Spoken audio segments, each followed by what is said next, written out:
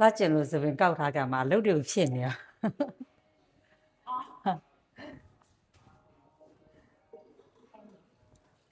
ရတယ်မှာဘာမှမဖြစ်ဒီစုပ်ရေစုပ်ပြီးဝင်ခရင်နေလဲဒါပေမဲ့တခုတော့ကောင်းတယ်အလုပ်ရှုပ်နေတော့ဘီမဖြစ်ရဘူးဒီခုချိန်လေးအလျှော်တဲ့တစ်ချိန်တော့နည်းနည်းချိန်ပေးရတယ်ပြီးရင်၄ရက်လောက်ခေါင်းမလျှော်ဘူးဆိုရင်မဖြစ်ရတော့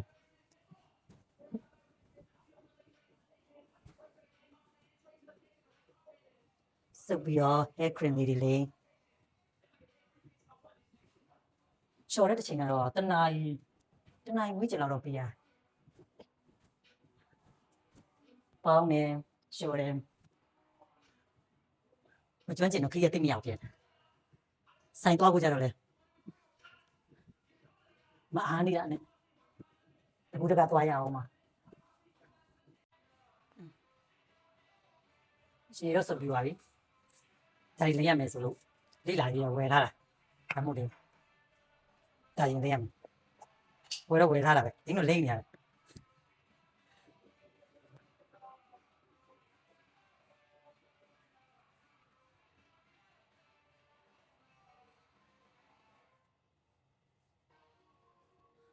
လောနေအလုပ်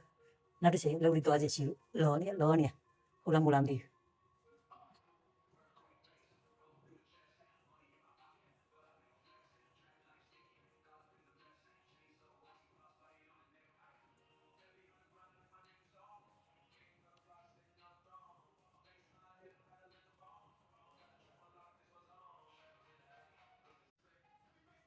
ဘူးတမျိုး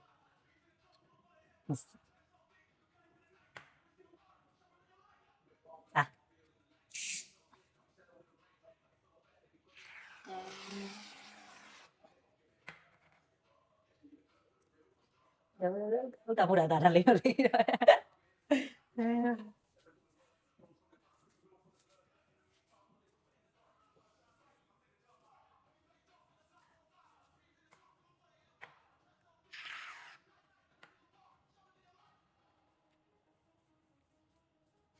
လာပါမလို့နောက်ကမှာအလုပ်လေးနည်းနည်းရှုပ်